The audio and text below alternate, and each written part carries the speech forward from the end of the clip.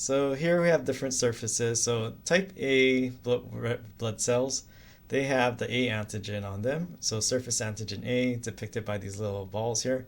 Now, these your surface antigen A aren't spherical like this. This is just showing it for a simplified version. But the thing about type B antigens, they have a different, or type B red blood cells, they have a different surface antigen. Type AB, they have both types. They have surface antigen A and surface antigen B. Now type O, they won't have either surface antigen A or surface antigen B.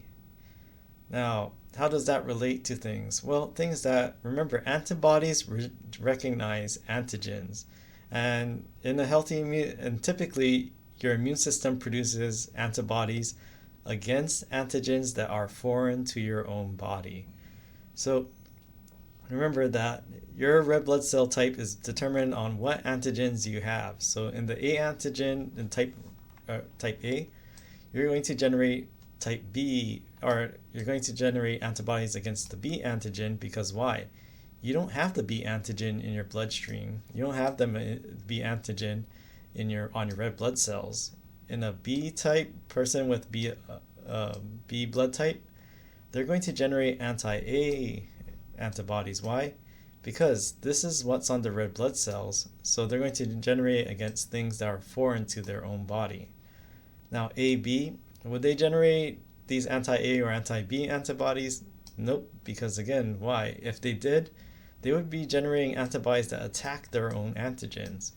Whereas O antibodies, so this actually the OpenStax is a little more accurate. So notice that it doesn't show a completely naked red blood cell, it just shows a lack of A and B antigens. So, or actually this is kind of misleading though. They say no antigens in red blood cell. I'm going to tell you why that's a little inaccurate. Alright, so the thing is that we have a surface A antigen and then the B antigen. So the thing is that the other thing about A and B antigens, they're also in our environment. So this is how your body is able to generate antibodies if you don't. So again, you're not going to generate, if you're blood type A, you're not going to generate antibodies against your own antigens. But if you encounter B antigens in your environment, your body is going to produce antibodies against those foreign antigens. So this is why in a person with type A blood, they generate anti-B antibodies. They don't have it on their red blood cells, so they're going to generate antibodies against this foreign protein it doesn't normally find. Now, with type B, again, they have surface antigen B, right? So when they encounter the A antigen, what is their body going to do? Again, your body is going to produce antibodies against foreign antigens. So for a person with type B blood, they're going to generate anti-A antigen antibodies. And will that affect their cells? No, because they don't have their A antigen on them. Now with type O, so with type O, you don't have A or B. So no A or B antigens. If you encounter A and B antigens, a person with type O blood is going to generate, again, antibodies against things that are foreign to their own body. So this is why a person with type O generates both type A, or not, generates anti-A antibodies and anti-B antibodies. Now, here is why the OpenStax version is a little more accurate, but also a little inaccurate.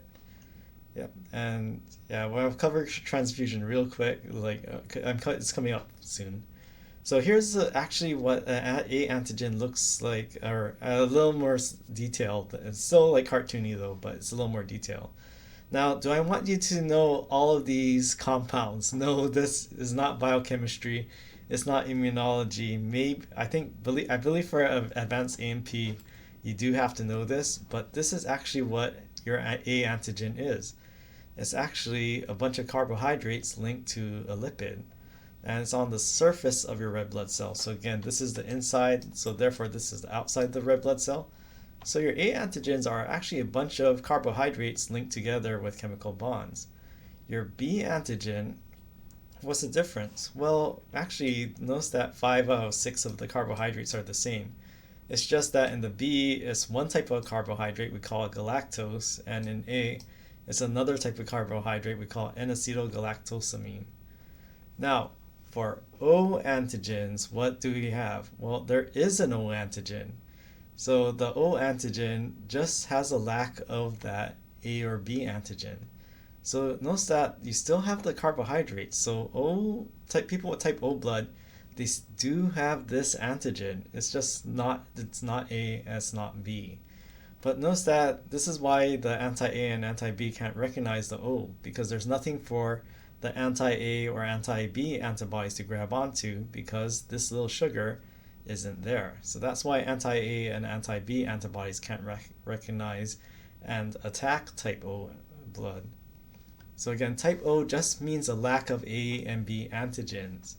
Common misconception is that type O means there's no antigens at all on the cell surface. That is not true. That's a common misconception. It's people with type O blood, they do have antigens. It's just not A or B. It lacks this one sugar on its surface. So again, type O red blood cells have antigens. It's just not recognized by the antibodies. Again, the antibodies, without this little sugar here, they can't grab on to the type O antigen. And the thing is that ABO system, it's a common system used by blood banks. There are rarer blood types, so ABO isn't the only blood type system. There are other blood types. They're pretty rare, like the Bombay blood type, which I believe maybe there are some blood types that literally only 100 or so people, I think they carry a card that says that they have a very rare blood type, and they can only get the blood from other people with that blood type. So they're like type O plus, or like double type O, or type O extra. Like they can't just get, and even though most people can get a transfusion of red blood cells from a type O person, these people with the super rare blood types, they have to get it from someone else who has that same blood type. But again, ABO, this is the most applicable and common blood typing system used in the world. So this is why we learn it.